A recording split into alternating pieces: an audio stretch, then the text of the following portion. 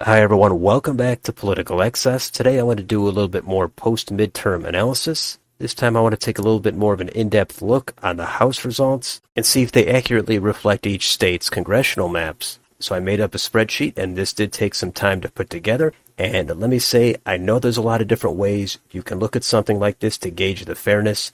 What I focus on is taking the statewide popular vote, and I compare that to the number of seats won by each party for each state. So we would generally want those numbers to be close, but I understand there's some caveats. States with only 2, 3, or 4 districts, that is much harder to closely represent, and a lot of times a 1-seat difference there will skew the results a lot. Also, I know in some states, there are third-party candidates on the ballot instead of a Democrat or a Republican, so therefore there might be additional statewide Republican or Democratic vote that is not reflected. That is a possibility.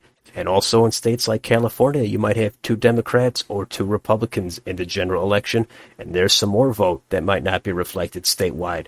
So nothing is going to be perfect, and I get it. Every state's congressional districts are not going to perfectly reflect the statewide partisan vote.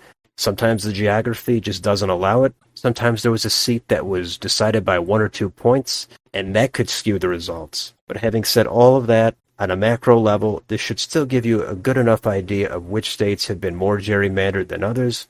So let's go through each column here, and starting in Alabama, the first column shows the number of congressional districts. Alabama has 7.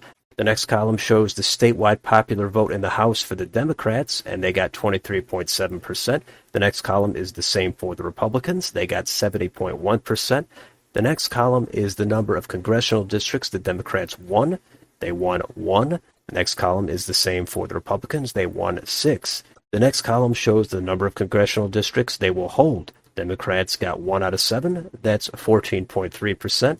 Next column is the same for the Republicans. They got 6 out of 7. That's 85.7%. The next column shows how many districts the Democrats would hold if it was perfectly correlated with the statewide popular vote. So Democrats got 23.7%. That would come out to them holding 1.7 seats. Next column, Republicans, they got 70.1% of that popular vote. That should mean they would hold 4.9 seats. The next 2 columns are the difference between the 2 previous columns. And this column here that I labeled fairness, that is the difference between the 2 previous columns divided by 2, and that will show the net seat advantage for one party or the other. In the case of Alabama, Republicans came out with a 0.9 seat advantage. And the last column here shows roughly what percent of the population lives in that 0.9 seat that got gypped out of getting extra representation. So 9/10 of a seat is about 12.5% of the population of Alabama. So again, it's not perfect, but I think this is a good place to start. Let's move on. Alaska only has 1 district. Next state, Arizona. They have 9 districts. Democrats got 43.1% of that vote. Republicans 56.1%. Democrats won 3 of those seats. Republicans 6. If that statewide popular vote perfectly reflected the number of congressional seats held, Democrats would hold 3.9 seats. Republicans 5 seats. In the end, that is a 0.9 seat advantage for the Republicans. So not a terrible map, but Republicans ended up with an advantage at least in this most recent midterm cycle, and that's the only one we've got with the new congressional maps. And one other thing, I did add the shading for these columns. Anything in green is under a half a seat advantage. That means it's nearly a perfect correlation between statewide popular vote won and number of congressional districts held. The light red and light blue, those are going to be a 0.5 to a 0.9 seat advantage.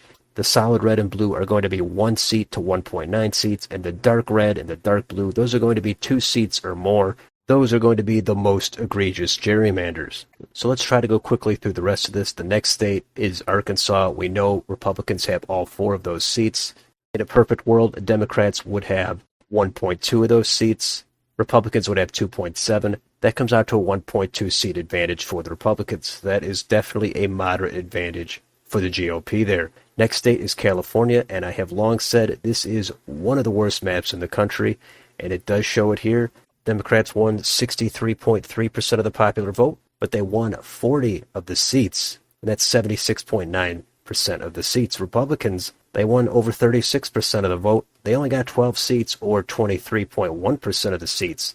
If everything was perfect, Democrats would have 32.9 seats, Republicans 18.8. In the end, that is a 7-seat advantage for the Democrats. That is monumental, especially in a state like California that has 52 districts. Be off by 7 districts.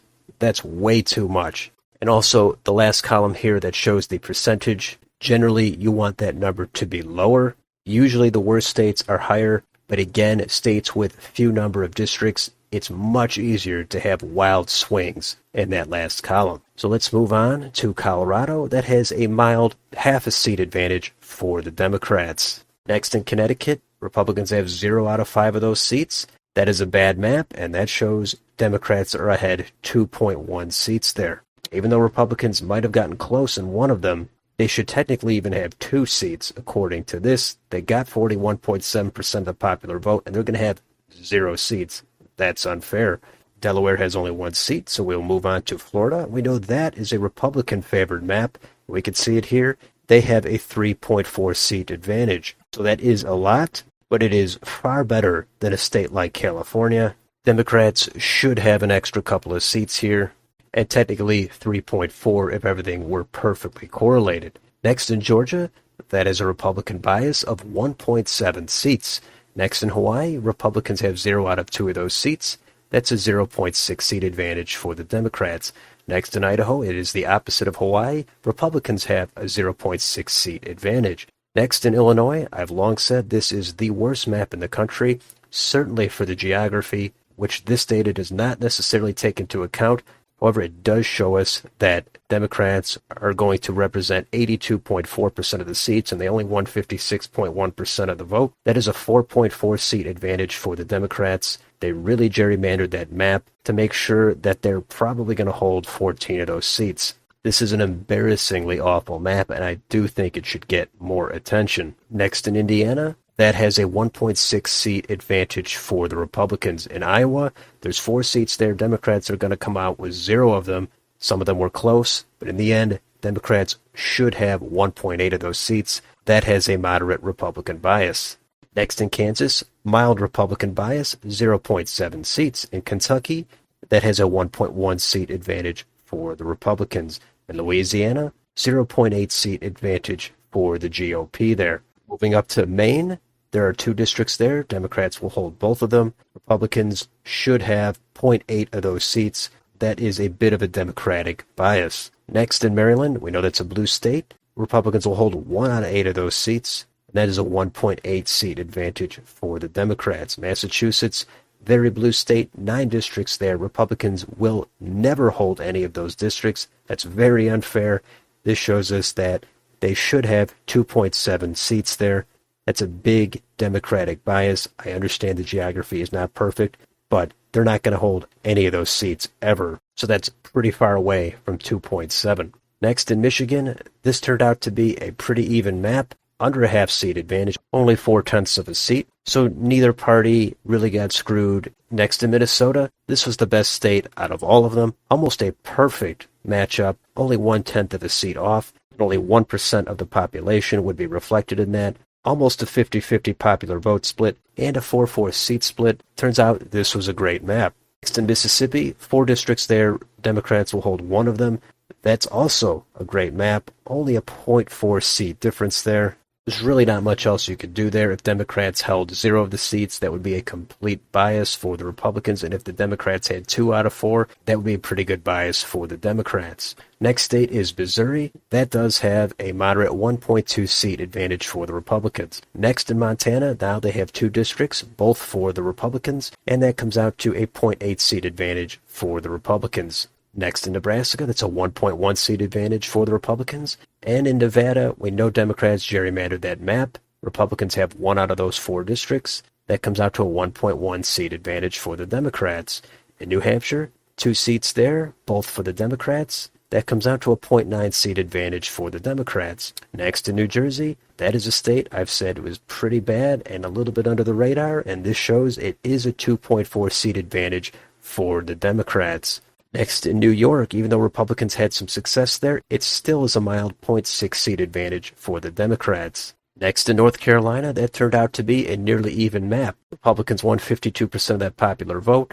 It's a 7-7 congressional split. That's only off by 0.3 of a seat. So as far as the statewide partisan reflection goes, it is very well reflected in the number of congressional districts held for each party. North Dakota has only one district, and in Ohio, that we know has favored the Republicans. Even though Democrats had some success there, it still has a 1.5 seat advantage for the Republicans. In Oklahoma, 5 districts there, Democrats will not hold any of them. That comes out to a 1.6 seat advantage for the Republicans. In Oregon, Republicans actually got 2 of those 6 seats. Still, though, it is a 0.7 advantage for the Democrats. In Pennsylvania, Republicans won that popular vote by more than 5 points, but they will hold 1 less seat than the Democrats, 9 seats to 8 there. That does come out to a 1 seat advantage for the Democrats. Not substantial, but it certainly is a slant. Next in Rhode Island, 2 districts there, Republicans have none of them. That ends up being a 0.9 seat advantage for the Democrats. In South Carolina, 7 districts there, Democrats will have only 1 of them. That comes out to a 1.3 seat advantage for the Republicans. Next in Tennessee, I think this is a pretty bad map, a little bit under the radar. 9 districts there, Republicans will have 8 out of 9 of them. That ends up being a 2.1 seat advantage for the Republicans. Next in Texas, I've heard a lot about this being the worst map out there. I've always disagreed with that. Democrats won 38.7% of the popular vote. They will control 34.2% of the seats. That is 13 of the seats. They should control 14.7, so it does favor the Republicans, but in the end, it favors them by 2.2 seats. So the geography, I think, is bad in a lot of places in Texas, but the overall partisan reflection, I think, favors the Republicans. I just don't think it's one of the worst maps out there. This does show us that Texas is a fairly red state still, and Democrats should probably have 2.2 more seats here. But with 38 seats in play, it's a lot better than a state like California or even Florida. Next in Utah, there's 4 districts there. Republicans will have all 4 of them. That's a 1.4 seat advantage for the GOP. Vermont has only 1 district. In Virginia, that turned out to be a great map. Both parties are accurately reflected there. Only 0.3 of a seat off for either party. That is one of the better maps. Next in Washington, 10 districts there. Republicans will only control 2 of them. That does end up being a pretty big bias for the Democrats. 2.2 seat advantage for the Democrats. Next in West Virginia, that is a red state. 2 districts, Republicans will have both of them. That's a 0.7 seat advantage for the Republicans. And finally, in Wisconsin, that is a moderate 1.4 seat advantage for the Republicans. And if we look at the national popular vote, Democrats won 47.8%, Republicans 50.6%. Democrats have 213 seats, Republicans 222. That comes out to Democrats holding 49% of the seats, Republicans 51%. If you took that popular vote and tried to correlate it exactly to congressional seats held, Democrats should hold 207.9, Republicans 220.1. In the end, it's a 1.6 seat advantage for the Democrats. Not too bad on a national level. Some of the states, though, are much better than others, and there are some pretty bad states out there. We can take this one step further, apply this data to a map, and here it is here. I've got all the shading. No tilt margins this time. 2 seat or more advantages are the dark colors. 1 to 1.9 seat advantages are the solid colors.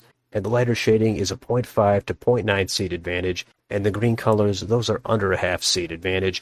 Those were the least biased, least gerrymandered, most accurately represented maps. That's Minnesota, Michigan, Virginia, North Carolina, and Mississippi. So again, you can do this a lot of different ways.